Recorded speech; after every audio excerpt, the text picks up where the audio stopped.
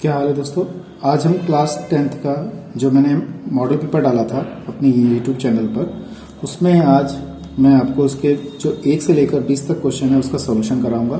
तो उसको आप ध्यान से देखिएगा किस टाइप के पेपर हैं और इस पेपर में किस टाइप के प्रश्न हैं, कैसे उसको सॉल्व किया जाता है और कैसे उसको क्या कहते हैं OMR शीट में उसे ब्लैक करके यानी कि काले गोले करके उसे लिखा जाता है। समझ में आ गया। तो आप मुझे जानते हैं, मेरा नाम है साकेत और आप देख रहे हैं मेरा चैनल साकेत GS मैथमेटिक्स। तो हमने क्या किया है 2022-2023 का जो यूपी बोर्ड ने, उत्तर प्रदेश माध्यमिक शिक्षा बोर्ड ने, जो कि अपने साइट पर जो प्रतिदर्श प्रश्न पत्र डाला है कक्षा 10 का विषय गणित का, इसका जो मैंने आपको अभी पहले प्रोवाइड कराया था, इससे पहले इसी प्रश्न पत्र को मैंने उसमें डाल दिया था और कुछ बच्चों के कमेंट्स आ रहे थे, सर इस पेपर को सॉल्व कराइएगा। इस पेपर को हम सॉल्व कराएंगे, तो देखिएगा जरा ध्यान से कैसे हल करते हैं। तो पहला प्रश्न है, एक परिमेय संख्या का दशमलव प्रसार सदैव होता है। तो एक परिमेय संख्या का दशमलव प्रसार सदैव होता है, ये बात आपको ध्यान रखनी है। कैसे होगा, किस टाइप से करना है, ये बात आपको ध्यान से समझनी है। ठीक है दोस्तों, कैसे होगा। एक परिमेय संख्या का दशमलव प्रसार सदैव होगा, अशांत होगा, शांत होगा। इसके बाद इसमें दे रखा है उपयुक्त दोनों होंगे या इनमें से कोई नहीं होगा। तो ये चीज आपको ध्यान से समझनी है। ठीक है ना। तो इसको समझने के लिए सबसे पहले क्या है, हमारे पास ये समझना जरूरी है कि शांत और अशांत होते क्या है। ठीक है दोस्तों। तो शांत और शांत यानी कि जैसे कि इसका हमारा पहला प्रश्न है, पहले प्रश्न का उत्तर मैं दूंगा यहाँ पर। तो प्रश्न जो था हमारा वो ये था कि एक परिमेय संख्या का दशमलव प्रसार, एक परिमेय संख्या का दशमलव प्रसार सदैव होता है। तो कैसा होगा ये चीज हमें यहाँ पे बतानी है। ठीक है। तो शांत वो होते हैं जो भाग करने पर रुक जाते हैं, वो शांत होते हैं। और अशांत वो होते हैं जो भाग करने पे नहीं रुकते, बहुत आगे तक उनका जो पॉइंट दशमलव होता है बहुत दूर तक चला जाता है और संख्या रिपीट नहीं होती और अनंत पदों तक चलते चले जाते हैं। समझ में आई दोस्तों। तो वही चीज है। तो यहाँ पर जैसे हम मान लीजिए इसका पहले का है, तो इसमें हमारा जो ऑप्शन होगा वो हमारा ये वाला ऑप्शन सही होगा, शांत वाला। ठीक है। तो कैसे होगा देख लीजिए। शांत कैसे होगा, हमारे पास एक परिमेय संख्या का दशमलव प्रसार सदैव होगा। दशमलव प्रसार है, दशमलव वाला प्रसार कैसा होगा, शांत होगा। ये बात ध्यान रखनी है। जैसे मैंने एक एग्जाम्पल ले लिया, 7/2 पकड़ लिया। अगर मैं यहाँ पे 2 से इसको डिवाइड कर दूं 3.5 हो गया, तो ये दशमलव प्रसार हो गया, जो कि हमारा कैसा है, शांत है। ऐसे अगर मैं 5.2 ले लूं तो ये भी हमारा कैसा होगा, शांत होगा। तो ये भी हमारा इसका ऑप्शन क्या होगा, हमारा शांत कहलाएगा। ठीक है दोस्तों। तो मैं समझता हूँ ये चीज आपको अच्छी तरह समझ में आ गई। और OMR शीट की बात करी जाए तो इसमें दूसरा ऑप्शन है। तो दूसरा ऑप्शन हम, जैसे मैंने उस दिन आपको OMR शीट भरने सिखाई थी, तो इसमें पहले का दूसरा ऑप्शन है। तो मैं इसी में, या फिर आप चाहे तो दूसरी साइड में इसको मैंने समझाया था, दूसरे वाले में गोले काले करने सिखा देता हूँ। कैसे काले करने, जैसे हमारा इसका जो ऑप्शन है, ये बात ध्यान रखनी है। हमारा पहला प्रश्न है, पहले का जो हमारा दूसरा प्रश्न है, दूसरे को हम काला कर रहे हैं। देखिए यहाँ पे, तो आपको इस टाइप से कॉपी पे सॉल्व करके देखना है, फिर इसको यहाँ पे दूसरे को काला कर देना है। ठीक है दोस्तों। इसके बाद हमारा प्रश्न नंबर 2 लेते हैं। प्रश्न नंबर 2 कितना है वो देख लीजिए। प्रश्न नंबर 2 हमारा है, एक शून्येतर परिमेय संख्या एक अपरिमेय संख्या का गुणनफल होता है। सबसे पहले आप क्वेश्चन बड़े ध्यान से, बड़े शांतिपूर्वक उसे पढ़िएगा, तब उसको सॉल्व करिएगा, तो बहुत अच्छी तरह समझ में आएगा। क्योंकि इस टाइप के प्रश्न बहुत ईजी होते हैं, लेकिन कंफ्यूजन करने वाले होते हैं, जिससे कि आप कंफ्यूजन अपना दूर कर सके। तो कैसे करेंगे वो समझिएगा। एक शून्येतर परिमेय संख्या एक अपरिमेय संख्या का गुणनफल होता है। तो सबसे पहले तो शून्येतर संख्या ऐसे देखनी है हमें, शून्येतर संख्या जैसे कि जो शून्य ना हो। मान लीजिए हमारा ये दूसरे का आंसर मैं बता रहा हूँ, तो शून्येतर सदिश मतलब मैंने 2 मान लिया जो शून्य नहीं है। बात समझ में आ गई दोस्तों। शून्य नहीं है ऐसी संख्या मान ली मैंने। और एक कह रहा है हमारी अपरिमेय संख्या। अपरिमेय संख्या कैसी है, हमारी ये वाली देखनी है। अपरिमेय संख्या जो हमारी जैसे √2 में है, √2 है, √3 है, √5 है, √6 है, इस टाइप की। क्या ये इनका गुणनफल जो कैसा होगा वो कैसा होगा ये बताना है। तो 2√2 आएगा इसका गुणा करके। ऐसी एक मैं संख्या और पकड़ लेता हूं। जैसे मान लीजिए मैंने यहाँ पे 2 पकड़ा और इनटू में √3 लिख लिया, तो यानी कि 2√3 आ गया। तो ऐसी जो संख्या होंगी वो हमारी संख्या कैसी आएंगी, अपरिमेय संख्या कहलाएंगी। कैसी संख्या कहलाएंगी, हमारी अपरिमेय। तो इसमें 4 ऑप्शन दे रखे हैं। सदैव परिमेय, सदैव अपरिमेय संख्या रहेगी, सदैव परिमेय संख्या रहेगी, परिमेय या अपरिमेय संख्या दोनों रहेंगी। बात समझ में आ गई। तो और हमारे पास क्या दे रखा, 1 दे रखा है। तो आपको ये चेक करना है कि हमारी कौन सा ऑप्शन इसमें समय है, कौन सा ऑप्शन इसमें सही होगा। तो हमारी ये अपरिमेय संख्या होंगी। कैसी होंगी, हमारी ये अपरिमेय संख्या होंगी। ये बात आपको ध्यान से समझेंगे। तो इसका दूसरा ऑप्शन सही है, तो यहाँ पे मैं इसको दूसरे को काला कर देता हूँ। दूसरा ऑप्शन हमारा दूसरे का पहला ऑप्शन सही है, ए वाला। तो इसको हमने इस टाइप से गोला सर्किल कर दिया। ठीक है दोस्तों। अब ऐसे ही हमें क्या करना है, तीसरा क्वेश्चन देखिएगा। तीसरा क्वेश्चन थोड़ा थ्योरेटिकल है और करते कैसे हैं जरा ध्यान से समझिएगा। मान लीजिए तीसरा क्वेश्चन हमारा है x बराबर 0 पर और हमें दे रखा है 2x प्लस 3y बराबर कितना 12 का प्रतिच्छेद बिंदु है। तो हमें बिंदु ज्ञात करना है इसमें। ठीक है। और हमें क्वेश्चन कौन सा दे रखा है, 4,0 दे रखा है इसका ऑप्शन, 0,4 दे रखा है, 0,-4 दे रखा है, -4,0 दे रखा है। तो इसमें से हमें ऑप्शन देखने की कौन सा ऑप्शन हमारा यहाँ पे सही होगा। तो ये x का मान जो 0 है यहाँ पे लगा देते हैं, इस वाली समीकरण में इस x की जगह लगा देते हैं ऐसे। ये लगा दिया, ये 0 आ गया। 3y बराबर कितना 12, y बराबर 12/3, 3/4 हो गया। तो y का मान कितना 4। अब हमारे जो पॉइंट होते हैं आप जानते हैं, पहले x आता है बाद में y आता है। तो x का मान कितना है हमारा 0 है और y का मान कितना है हमारा, y का मान कितना आ गया 4 आ गया। तो इसमें हमारा ऑप्शन कौन सा सही है, 0,4। तो ये हमारा दूसरा वाला ऑप्शन सही है। तो ये वाला हमारा ऑप्शन 0,4 होगा। तो इसमें हम कौन सा ऑप्शन सही है, तीसरे का दूसरा। तो तीसरे का दूसरा सही है, तो दूसरे को हम काला कर देंगे, यानी कि इसको हम ब्लैक पेन से इस टाइप से इसको सर्किल को ऐसे कर देंगे। ठीक है। पेपर में भी आपको ऐसे करना है, पहले सॉल्व करना है, उसके बाद इसको यहाँ पे टिक कर देना है। ठीक है। अगला प्रश्न है प्रश्न नंबर 4 हमारा। प्रश्न नंबर 4 क्या है वो देखिएगा, क्या कह रहा है क्या नहीं कह रहा है वो समझिएगा ध्यान से। प्रश्न नंबर 4 में हमारे पास क्या है, वह सबसे बड़ी संख्या जिसमें 70 और 125 को विभाजित करने पर क्रमशः शेषफल 5 और 8 प्राप्त होता है। इस टाइप के सवाल सॉल्व करने के लिए आपको करना है, सबसे पहले अगर जो शेषफल दे रखा है उसमें से इसको घटा दें। 70 में से भी ये घटा दीजिए और 125 में से भी घटा दीजिए। घटाने के बाद उनका क्या करेंगे, हम एचसीएफ ज्ञात करेंगे। जो आएगा वो हमारा क्या आएगा, आंसर आएगा। कैसे करेंगे वो चीज आप ध्यान से समझनी है। तो 70 का शेषफल कितना है 5 है, ये क्वेश्चन हमारा 4 है। तो 70 माइनस के 5 तो कितना रह जाएगा, 65 रह जाएगा। यहाँ पर 70 माइनस का 5 तो कितना रह जाएगा, 65 रह जाएगा। उसके बाद 125 में से 8 घटा देंगे तो कितना रह जाएगा हमारा, 117 रह जाएगा। अब वो कह रहा है कि इनको विभाजित करने पर हमें जो सबसे बड़ी संख्या आएगी वो देखनी है। तो कैसे करेंगे, 65 से आपको इसका एलसीएफ देखना है, एचसीएफ देखना है। तो कैसे करेंगे, 65 ही कम 65 हो जाएगा हमारे पास। तो इस टाइप से सॉल्व करेंगे। 7 में से 5 गया तो कितना बचेगा, 2 बचेगा। और यहाँ पे कितना होगा, यहाँ पे 5 बच जाएगा। अब ये संख्या बड़ी है, ये संख्या छोटी, तो हमने ये वाली संख्या फिर दोबारा डाल ली यहाँ पर 65 इस टाइप से। ठीक है दोस्तों।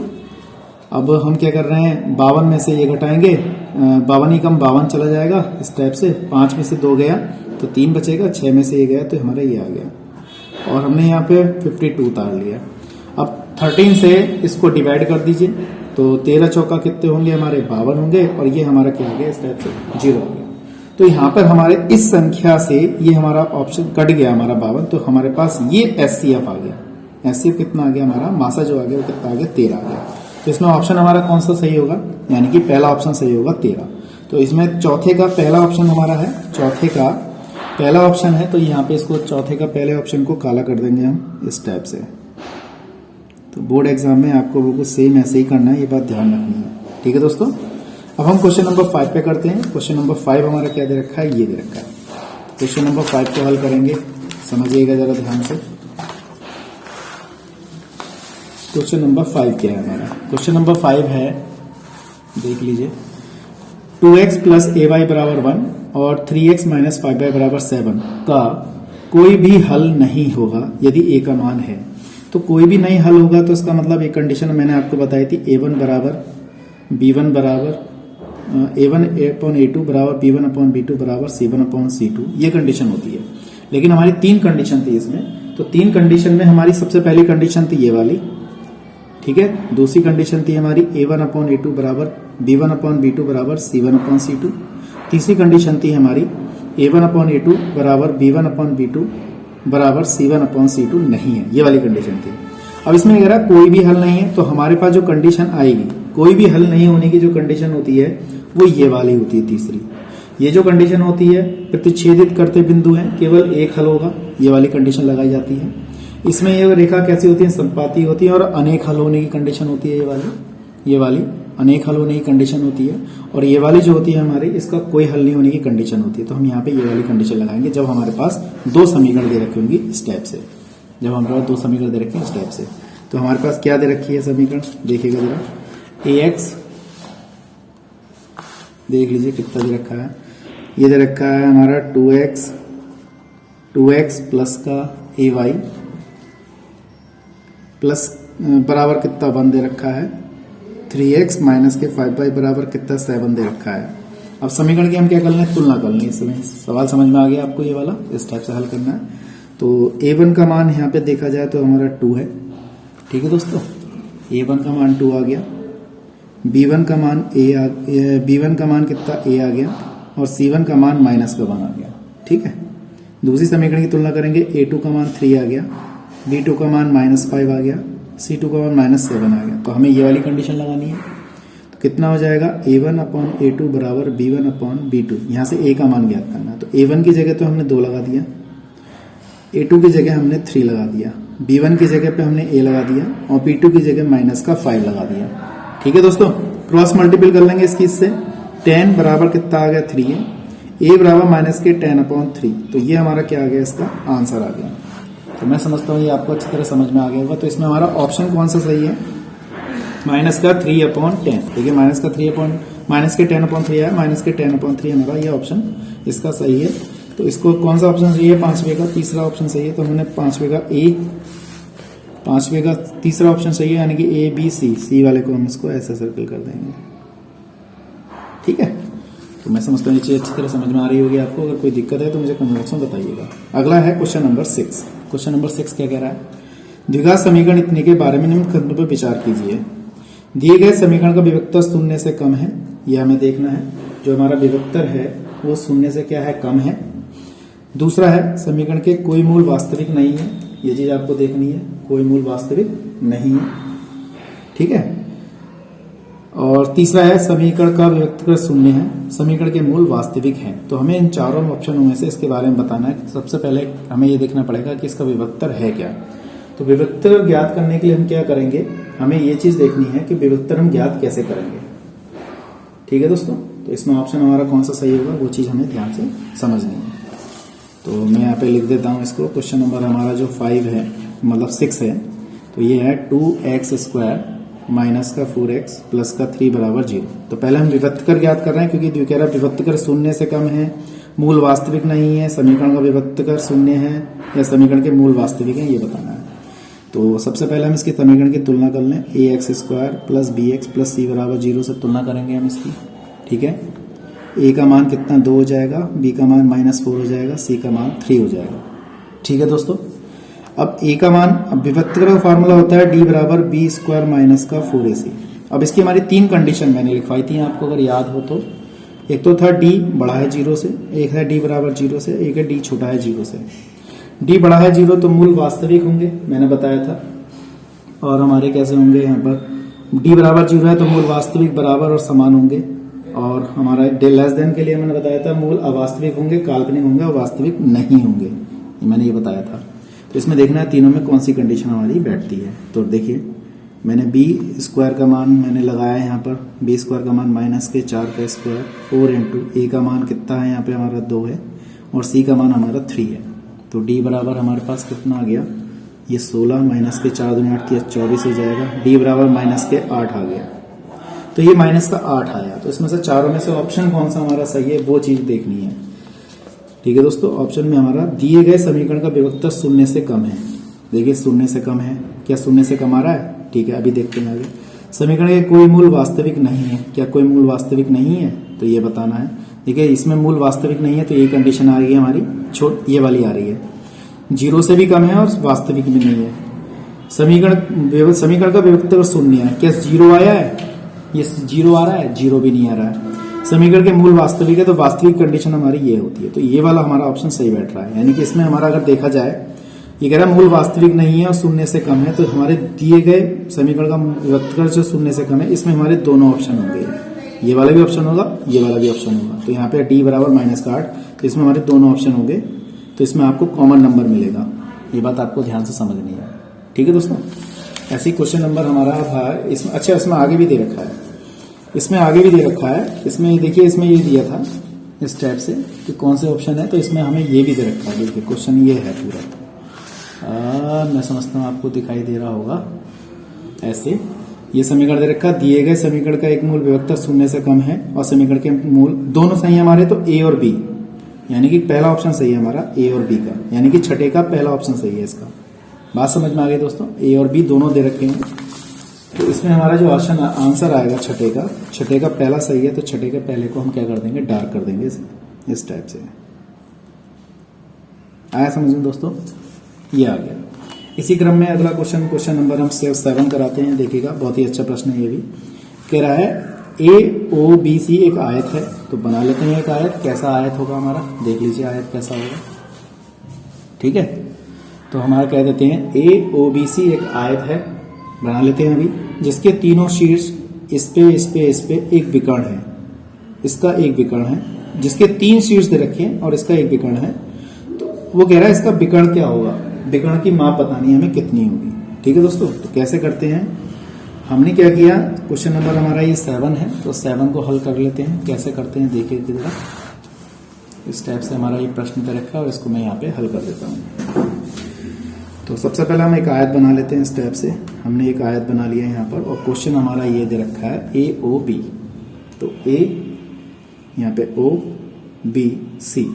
ए के निर्देशांक 0,3 दे दिए, बी के निर्देशांक 0,3 आ गए, और बी के निर्देशांक A, O और B के यानी कि 5,0 हो गए, इसके निर्देशांक हो गए। अब वो ये कह रहा है इसके विकर्ण के, अब विकर्ण हम इसको इससे मिला देते हैं और इसको इससे मिला देते हैं। ठीक है, अब वो कह रहा है जिसके तीनों शीर्ष ये वाले बिंदु आ गए, क्या इसका विकर्ण कौन सा होगा, विकर्ण बताना है। ठीक है दोस्तों, अब विकर्ण जो हमारे, अब बात करते हैं यहाँ पे एक आयत है, तो आयत के विकर्ण आपस में कैसे होते हैं, बराबर होते हैं। तो मैं लिखना चाहूंगा, लिखूंगा OA बराबर कितना लिख दूं, OB, विकर्ण बराबर है हमारे, और विकर्ण बराबर हैं तो इसका मतलब है दोनों AB की दूरी निकाल लेते हैं। तो AB की जब दूरी निकाल लेंगे तो AB के जो पॉइंट होंगे हमारे कितने होंगे, 0,3 होंगे और 5,0 होंगे। ठीक है दोस्तों, और इनके बीच की दूरी निकाल लेते हैं, AB के बीच की दूरी। आप फार्मूला जानते हैं, x1 माइनस x2 का कितना whole square, y1 minus y2 का क्या होल स्क्वायर, इस टाइप से निकाल लेते हैं। कितना आ जाएगा, विकर्ण की दूरी पूछी है उसने, कह रहा है इसका विकर्ण बताइए। तो विकर्ण कितना हो जाएगा, x1 ये हमारा x1 है, ये y1 है, ये x2 है और ये y2 है। तो x1 का मान कितना हो गया 0, x2 का मान कितना हो गया 5 का स्क्वायर, y1 का मान कितना हो गया 3, y2 का मान कितना हो गया 0। ये हो गया 25 और ये हो गया 9, तो अंडर रूट कितना आ गया 34। तो कौन सा ऑप्शन हमारा इसमें सही है, 34 ऑप्शन हमारा यहाँ पे ये सही है। ठीक है दोस्तों, तो इसमें 34 हमारा ऑप्शन सही आ रहा है। 7वें का तीसरा, तो 7वें का तीसरे को यानी कि सी ऑप्शन को हम डार्क सर्किल में कर देंगे इस टाइप से। देखिए मैं आपको सॉल्व भी कर रहा हूँ और उसके उत्तर भी बता रहा हूँ आपको कैसे लगाने हैं। ठीक है, लेकिन आपको ये फास्ट करना पड़ेगा पेपर में, ये बात ध्यान रखनी है। इसके बाद क्वेश्चन नंबर 8 हमारा क्या है, एक्स स्क्वायर प्लस के एक्स माइनस 5/4 बराबर इस समीकरण का एक मूल है तो के का मान बताइए। इस समीकरण का एक मूल है तो के का मान बताइए। ये वाला मान जो है आप इसमें लगा दो एक्स की जगह पे और के का मान ज्ञात हो जाएगा। मैंने क्या कहा, ये जो एक्स का मान है एक मूल दे रखा है, ये वाला मान यहां लगा दो एक्स की जगह पे, के का मान ज्ञात कर लेंगे। कैसे करते हैं देखो फटाफट देखिएगा। हमारे पास देखिए समीकरण कितनी दे रखी है, एक्स स्क्वायर प्लस का के एक्स माइनस के 5/4 बराबर 0 दिया है। तो हम यहाँ पे क्या करें, इसका मान जो है के का मान लगा देते हैं ज्ञात करने के लिए, मतलब एक्स का मान लगा देते हैं वहां पे ज्ञात करने के लिए, तो एक्स का मान मतलब के का मान हम ज्ञात कर सकते हैं। तो कैसे लगाते हैं जरा देखिएगा। एक्स का मान हमारे पास कितना दे रखा है 1/2 दिया है। देखिए एक्स का मान 1/2 दिया है, तो यहाँ लगा देते हैं। देखिए 1/2 का स्क्वायर प्लस के इंटू 1/2 5/4 बराबर कितना आ गया 0 आ गया। तो इसका वर्क करेंगे 1/4 हो जाएगा, k/2 हो जाएगा, 5/4 बराबर 0 हो जाएगा। इसको उधर ले जाओ, जब ये उधर जाएगा तो प्लस का हो जाएगा, अब ये वाली संख्या उधर जाएगी तो माइनस की हो जाएगी इस टाइप से। ठीक है दोस्तों, k/2 बराबर 5 - 1 अपॉन कितना 4, k/2 बराबर 4/4 इस टाइप से, 4 से 4 कैंसिल, तो ये आ जाएगा k/2 बराबर 1 और k बराबर कितना आ गया 2 आ गया। k बराबर कितना आ गया 2। तो इसमें हमारा कौन सा ऑप्शन सही है, ये आ रहा है 2। तो 8वें का पहला ऑप्शन सही है हमारा, 8वें का पहला ऑप्शन। तो 8वें को पहले ऑप्शन को हम इसको डार्क सर्किल कर देंगे इस टाइप से। ठीक है दोस्तों, ये आ गया। ठीक, इस टाइप से सॉल्व करेंगे इसे, और हमने इसको सॉल्व कर दिया। अगला क्वेश्चन नंबर 9 देखेंगे, कितना अच्छा है। दो त्रिभुज समरूप होते हैं, तो दो समरूप त्रिभुज होते हैं, इसके बारे में क्या करना है ये देखना है। समरूप त्रिभुज कब होते हैं? जिनकी संगत भुजाएं बराबर हों और कोण भी बराबर हो, सही है ना, और अनुपातिक। यदि इनके संगत कोण बराबर है तो यानी कि पहला ऑप्शन हमारा सही है। दूसरा, यदि इनकी संगत भुजाएं एक ही अनुपात में हो, ये भी सही है। उपरोक्त दोनों यानी कि ये भी सही है, यानी कि इसका ऑप्शन कौन सा सही है? उपरोक्त दोनों। तो क्वेश्चन नंबर 9 का जो हमारा तीसरा ऑप्शन सही हुआ, 9 का तीसरा ऑप्शन सही है, उपरोक्त दोनों यानी कि ये सही है। ठीक है दोस्तों। क्वेश्चन नंबर 10 की बात करते हैं। क्वेश्चन नंबर 10 देख लीजिए। यदि एक समकोण त्रिभुज एबीसी कोण सी बराबर 90 डिग्री है, एसी बराबर 3 सेंटीमीटर है और बीसी बराबर 4 सेंटीमीटर है, तो बिंदु सी से जाने वाली माध्यिका का मान बताइए। देखो इसको ज्ञात करते हैं, कैसे हल करते हैं देखिएगा। अच्छा सवाल है, पेपर में इस टाइप के सवाल आते हैं तो अच्छी बात है। इसमें कैसे करेंगे जरा इसको ध्यान से देखिएगा। हमारे पास ये है इस टाइप से क्वेश्चन नंबर हमारा 10, तो 10 को हल करेंगे। एक समकोण त्रिभुज बना लेते हैं। तो हमने क्या किया, एक समकोण त्रिभुज बना लिया इस टाइप से। ये इसमें सी समकोण दे रखा है 90 डिग्री का, ये वाला 90 डिग्री दिया है, और ये हमारा ए आ गया, ये हमारे पास 90 डिग्री का आ गया, ये सी आ गया, और ये हमारा बी आ गया। इसमें एक माध्यिका है ये वाली, तो कह रहे इस माध्यिका की लंबाई बताइए। इसको हमने डी मान लिया। ठीक है, इसमें हमारी जो बीसी भुजा दे रखी है, बीसी हमारी 4 सेंटीमीटर दी है, और एसी जो है हमारी 3 सेंटीमीटर दे रखी है। कह रहा है सी बिंदु से इस माध्यिका की लंबाई बताइए। तो ज्ञात करते हैं, कैसे करते हैं समझिए। देखो पहले हम त्रिभुज की बात करते हैं। त्रिभुज ए बी सी में, अरे सॉरी चित्र तो उधर ही रह गया। ये चित्र बन गया हमारा इस टाइप से। और त्रिभुज एबीसी में, त्रिभुज एबीसी हमारे पास क्या है, तो कण हमारा ये रहेगा, लंब ये रहेगा, आधार ये रहेगा। तो हम सब जानते हैं पाइथागोरस प्रमेय, कण का स्क्वायर बराबर लंब का स्क्वायर प्लस आधार का स्क्वायर। कण हमारा यहाँ पे ए बी स्क्वायर है, लंब हमारा यहाँ पे ए सी स्क्वायर है, आधार हमारा बी सी स्क्वायर है। ठीक है दोस्तों, तो हमें कण निकालना है पहले। ए सी का मान हमारा 3 दे रखा है, तो 3 का स्क्वायर हो गया। बी सी का मान हमारा 4 है, 4 का स्क्वायर हो गया। ये आ गया 9 प्लस का कितना आ गया 16। तो ए बी बराबर आ गया 25, और ए बी बराबर आ गया √25। ए बी का मान कितना आ गया 5 आ गया। तो ये हमारा ए बी का मान यानी कि 5 सेंटीमीटर ये वाली भुजा आ गई। अब वो ये कह रहा है कि इसका मान बताइए। अब देखिए दोस्तों, यहाँ पे ये पूरी 5 है, तो ये वाली 2.5 हो गई, ये 2.5 आधी आधी, क्योंकि इसके मध्य बिंदु से होकर जा रही है। अब ये वाली भुजा इसके बराबर है, तो जाहिर सी बात है जब ये इसके बराबर है तो इसका मतलब है ये वाली भुजा भी 2.5 होगी, क्योंकि ये वाली बराबर है इसके, क्योंकि मध्य बिंदु को मिला रही है। तो ये भुजा इसके बराबर 2 भागों में बांट रही है। यानी कि देखा जाए तो बी डी का मान किसके बराबर है, डी सी के। तो बी डी कितनी है हमारी 2.5 है, तो डी सी भी कितनी होगी 2.5 होगी। देखते हैं ऑप्शन में क्या 2.5 आ रहा है, देखिएगा 2.5 हमारा ये आंसर हो गया। तो इसको हम कौन से क्वेश्चन है ये हमारा क्वेश्चन नंबर 10 का पहला, क्वेश्चन नंबर 10 का पहला, यानी कि इसको सर्कल कर देंगे हम इस टाइप से। आइए दोस्तों बात समझ में, इस टाइप से हमारा ये आंसर आ गया। अगला प्रश्न है हमारा ये क्वेश्चन नंबर 11 कैसे करते हैं। एक समचतुर्भुज है हमारे पास इस टाइप से। एक समचतुर्भुज के विकर्ण का लंबाई 16 सेंटीमीटर और 12 सेंटीमीटर दे रखी है। तब इस समचतुर्भुज की भुजा ज्ञात करो। तो बना लेते हैं हम एक समचतुर्भुज, इसमें समचतुर्भुज बना लेते हैं। इसमें कितना है यहाँ पर, क्वेश्चन नंबर हमारा ये है क्वेश्चन नंबर 11। क्वेश्चन नंबर 11 बना लेते हैं। यहाँ पर क्वेश्चन हमने ये लिख दिया है यहाँ पर ये। तो समचतुर्भुज बनाते हैं। यहाँ पर समचतुर्भुज ये आ गया इस टाइप से, और इसके ये विकर्ण इस टाइप से लगा दिए। नाम डाल दीजिए ए बी सी और डी। तो समचतुर्भुज के विकर्ण जो दे रखे हैं, विकर्ण की लंबाई हमारी एक तो दे रखी है 16 और एक दे रखी है हमारी 12। ठीक है दोस्तों, एक तो दे रखी है हमारी 16 ये, और एक दे रखी है 12 सेंटीमीटर। तो निकाल लेंगे हम इसे। तो सबसे पहले अगर हम ज्ञात करें आपस में इसको 2 भागों में बांटेगी, तो सबसे पहले समझने की चीज है, इसे हमने ओ बिंदु मान लिया। तो इसे लिखेंगे, देखो ओ ए सबको समझने वाली है। ओ ए बराबर किसके है, ओ सी के, क्योंकि इसे 2 बराबर भागों में बांटता है विकर्ण, क्योंकि बराबर होते हैं समचतुर्भुज के। ऐसे हम लिखेंगे ओ बी बराबर ओ डी, ये भी दोनों आपस में बराबर हैं। बात करते हैं ए सी भुजा की, ए सी विकर्ण की बात करते हैं। ए सी की, ए सी जो है वो 2 भागों में बट रहा है, ओ बी ओ ए ओ प्लस का ओ सी। अब ये दोनों आपस में बराबर है, मैंने लिखा है यहाँ पे। मैं ओ सी की जगह पे ए ओ लगा सकता हूँ, क्यों? क्योंकि ये आपस में बराबर है।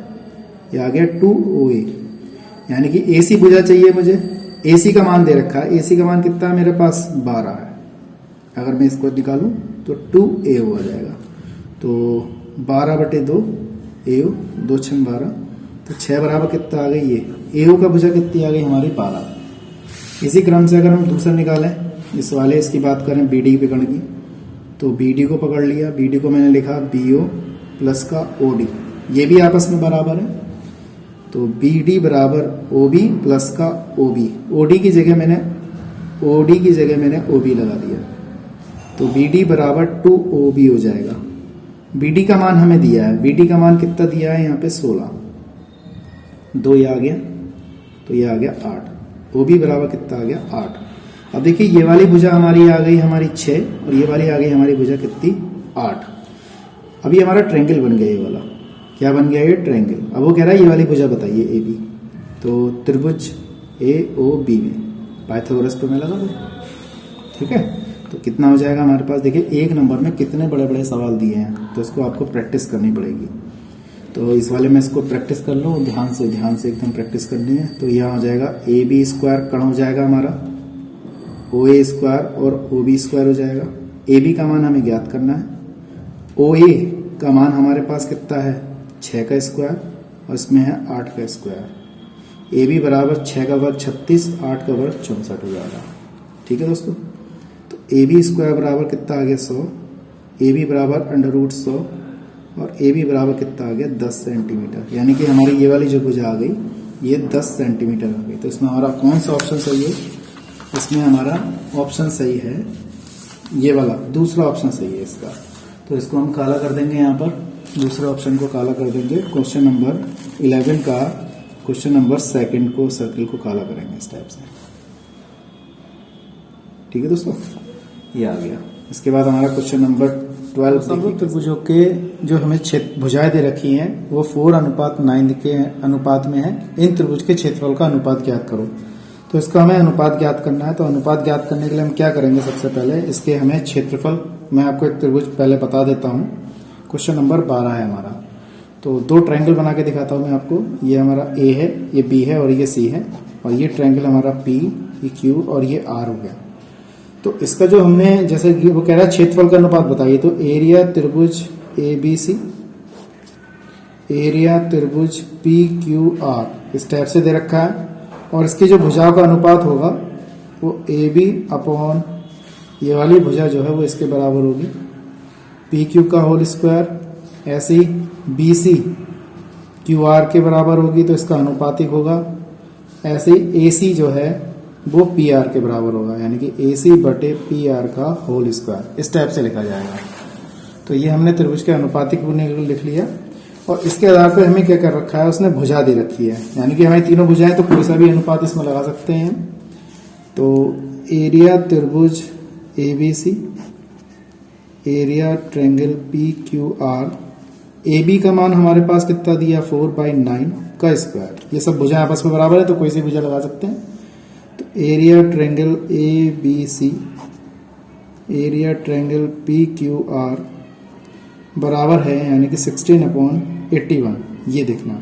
तो 16/81 किसमें, यानी कि 16:81 हमारा कौन सा अनुपात आ रहा है? ये वाला आ रहा है। तो ये हमारा क्वेश्चन नंबर 12 का क्वेश्चन नंबर 4 है। तो इसमें क्वेश्चन नंबर 12 के 4 को हम इसको क्या करेंगे? गोल सर्किल करेंगे इसमें, देखिएगा ये वाला। तो हमने क्वेश्चन नंबर 4 को इतना सर्किल कर दिया। ऐसे ही हमारा ये इसका आंसर है। मैं समझता हूँ ये समझ में आ गया होगा आपको। इसी प्रकार से क्वेश्चन नंबर 13 को सॉल्व करते हैं। ट्रिग्नोमेट्री का क्वेश्चन है, बहुत ही अच्छा प्रश्न है। कैसे हल करते हैं देखिएगा। तो क्वेश्चन हमारा क्या है? क्वेश्चन नंबर दे रखा है इस टाइप से। तो 4 tan 3 मैं लिख देता हूं मैं 4 tan थीटा बराबर 3 दे रखा है।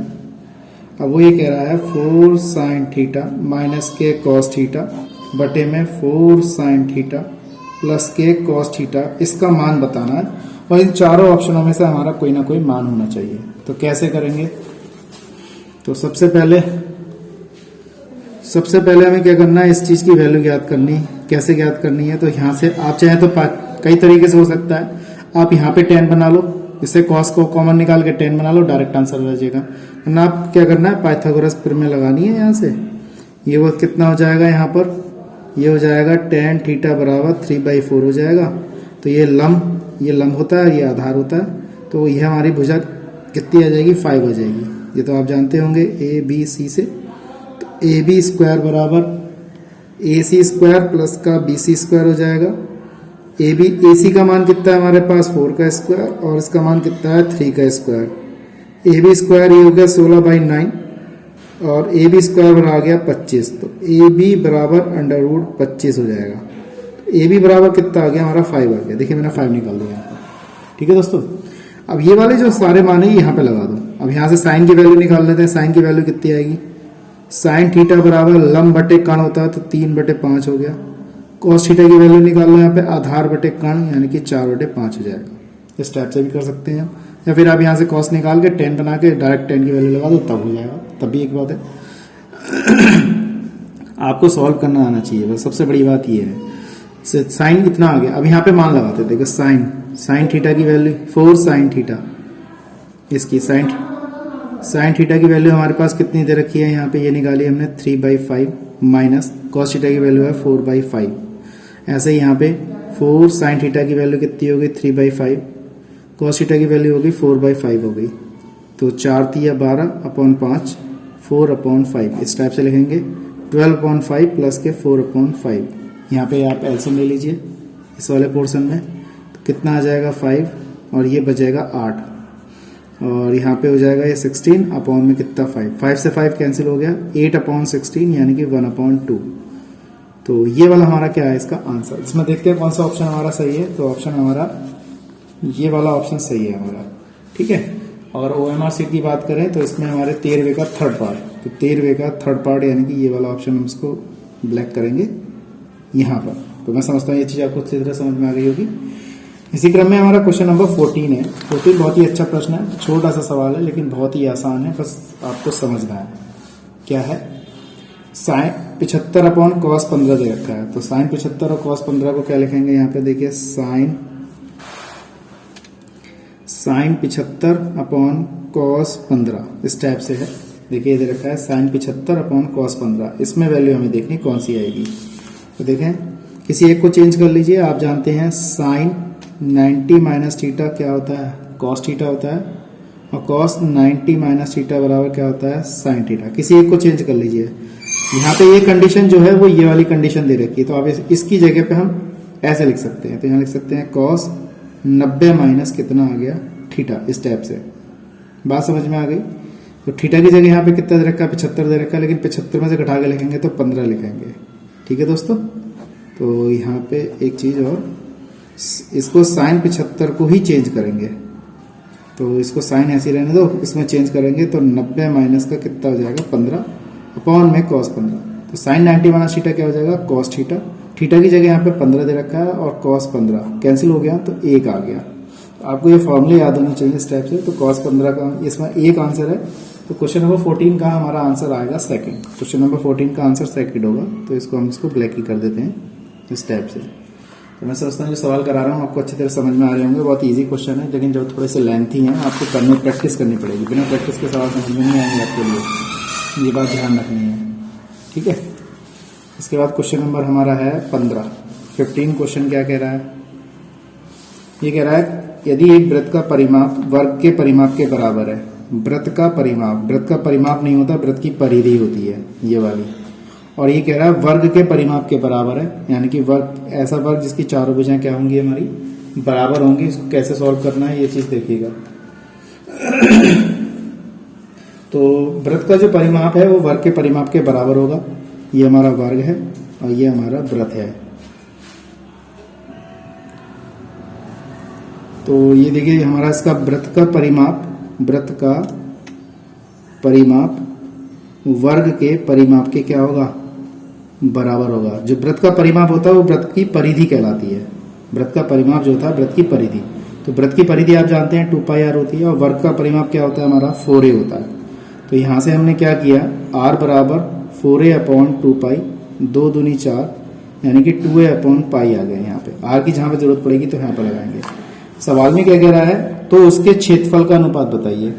यानी कि वृत्त का क्षेत्रफल और वर्ग का क्षेत्रफल का हमें अनुपात बताना है। तो यहां लिख देते हैं वृत्त का क्षेत्रफल अपॉन वर्ग का क्षेत्रफल। वृत्त का क्षेत्रफल होता है पाई आर स्क्वायर और वर्ग का जो क्षेत्रफल होता है वो होता है 4a। इस टाइप से समझ गए दोस्तों।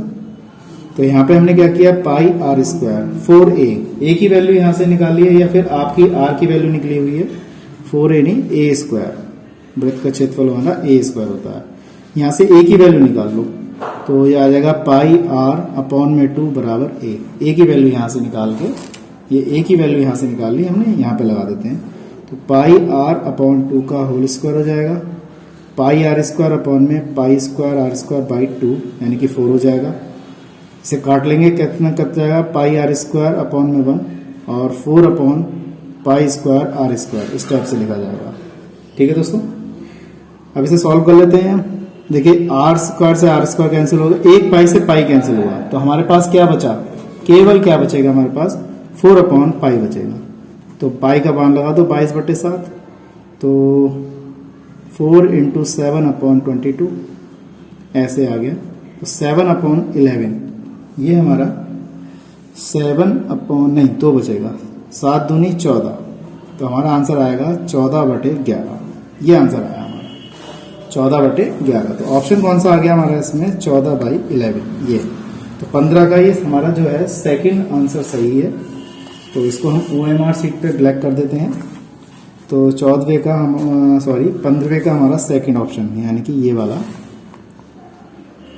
ऑप्शन हमारा इसका सही है। ठीक है दोस्तों, इसी क्रम में हम क्या करेंगे, क्वेश्चन नंबर 16 को हल करेंगे।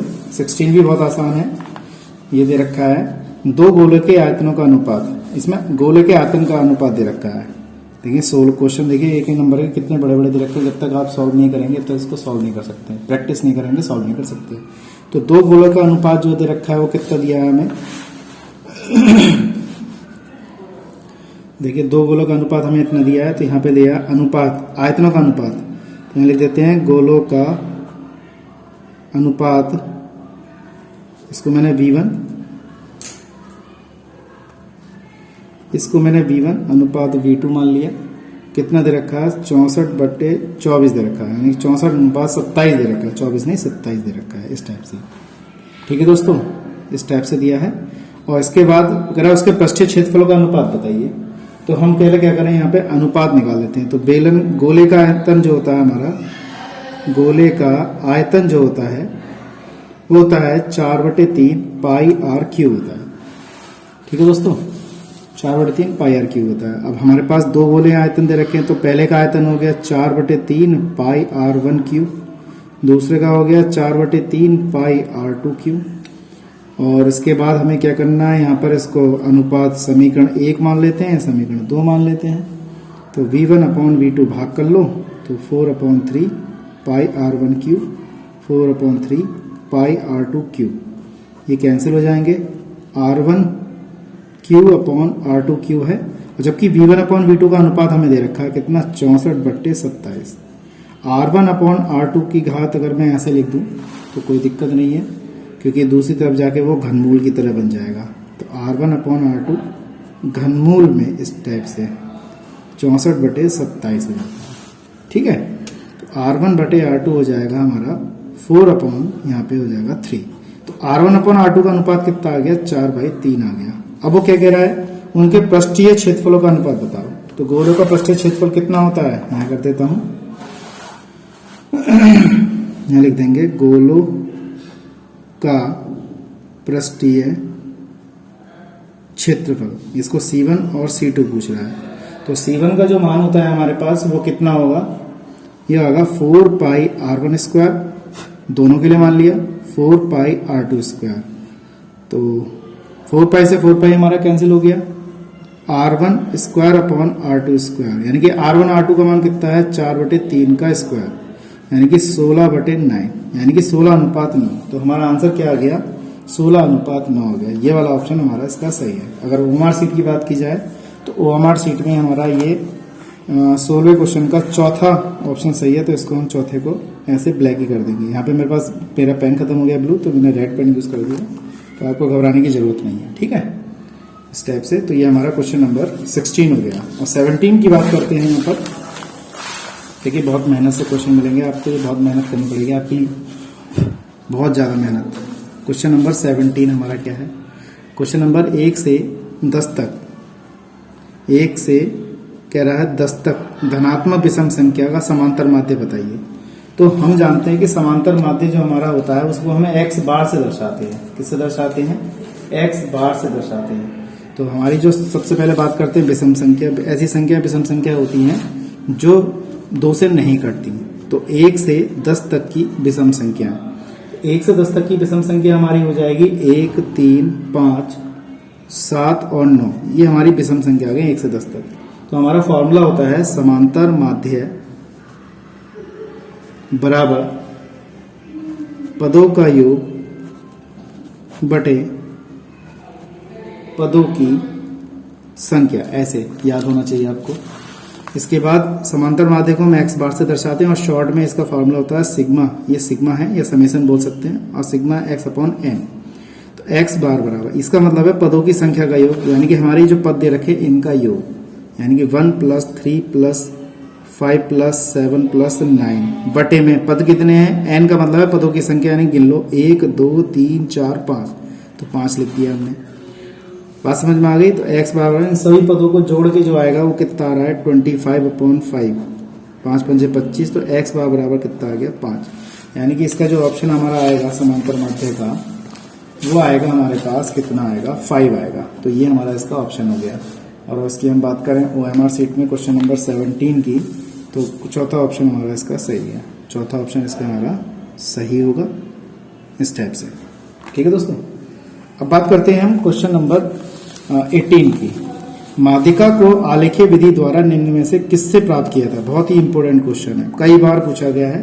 तो इसको हम किससे निरूपित करते हैं, ये बात आपको पता होना चाहिए। इसको हम त्वरण से निरूपित करते हैं। किससे निरूपित करते हैं? त्वरण से। माध्यिका को आलेखीय विधि द्वारा निरूपित करते हैं तो त्वरण से निरूपित करते हैं। तो इसका ऑप्शन कौन सा सही हो गया हमारा? 18 का पहला। तो 18 का हमारा पहला क्वेश्चन हो जाएगा यहाँ पर। ठीक है, हमने इसको पहला ब्लैक ही कर दिया इस टाइप से। इसके बाद है, यदि कुछ प्रेक्षणों का माध्य 17 है और बहुलक कितना है? 45 है, तब माध्यिका ज्ञात कीजिए। बहुत अच्छा प्रश्न है, बहुत पूछा जाता है। तो इसका भी एक सूत्र होता है, तो आपको इसका सूत्र भी याद होना चाहिए। तो इसमें माध्य कितना दे रखा है हमें? माध्य दे रखा है 27, और बहुलक हमें कितना दे रखा है? ये हमें 45 दे रखा है। तो इसका जो सूत्र होता है वो होता है 3 माध्यिका बराबर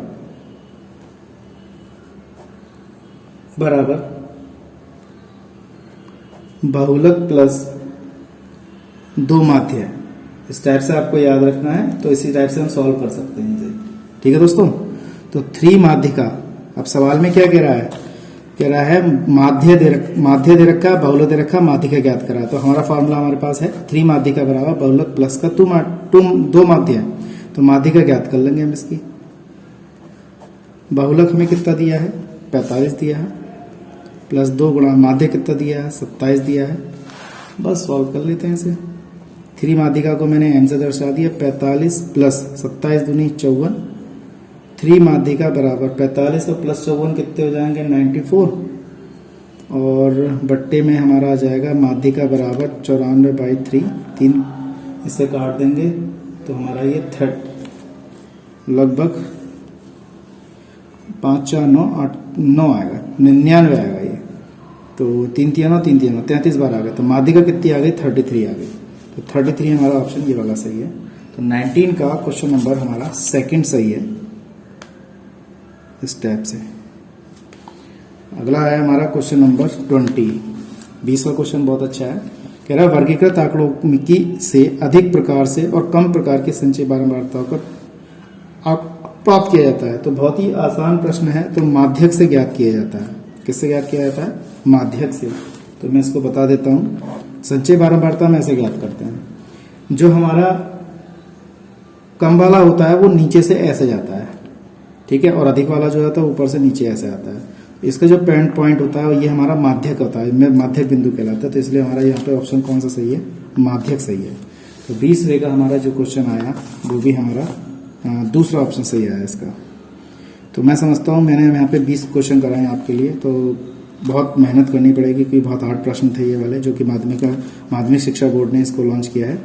तो मैंने जो सॉल्व किए हैं वो इस टाइप से कराए हैं, और इसके बाद के जो मैं क्वेश्चन नंबर 2 से जो सॉल्व कराऊंगा वो मैं नेक्स्ट वीडियो में लेके आऊँगा। तो नेक्स्ट वीडियो में इसको मैं सॉल्व कराऊंगा, पूरा क्वेश्चन पूरी एक्सरसाइज लाऊंगा, तो इसको बेफिक्र रहिएगा। तो मेरे चैनल को सब्सक्राइब करना ना भूलें। ठीक है दोस्तों, आज के लिए इतना ही, नेक्स्ट वीडियो जल्दी लेके आएंगे।